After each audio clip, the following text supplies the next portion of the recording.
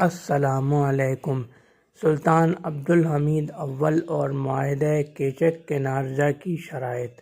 یہ واقعہ عثمان's ڈریم اور دا اوٹومان امپائر 1700 to 1922 نامی کتب میں مفصلاً مذکور ہے۔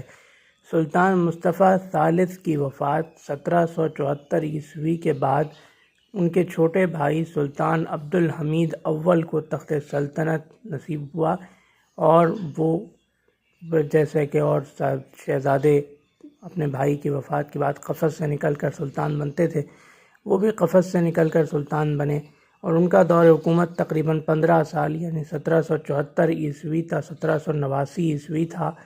ان کے دور میں سلطان مصطفیٰ ثالث جو معاہدہ کیچک کے نارجا روس سے کر کے گئے تھے، اس معاہدے کی شرائط طے ہوئی۔ اس معاہدے کی ایک اہم شرط یہ تھی کہ روس نے سلطنت عثمانیہ سے مطالبہ کیا تھا کہ آپ کی سلطنت میں جتنے بھی عیسائی ہیں ان کی حفاظت کے کڑے انتظامات کیے جائیں، اور اس معاہدے کا ایک اثر یہ بھی ہوا کہ کریمیا نامی ریاست، کریمیا نامی خطہ سلطنت عثمانیہ کے قبضے میں کئی دہائیوں سے، کئی صدیوں سے چلا آ رہا تھا، وہ روس کے قبضے میں چلا گیا۔ تو یہ تھا کیچک کے نارجا معاہدے کی شرائط کے متعلق ایک مختصر احوال۔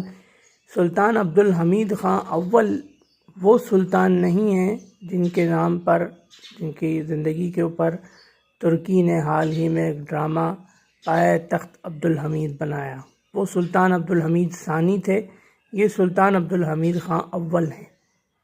تو یہ تھا سلطان عبدالحمید اول کے دور میں معاہدہ کیچک کے نارجا کی شرائط کا مکمل مسودہ اور ان کا مختصر تعارف۔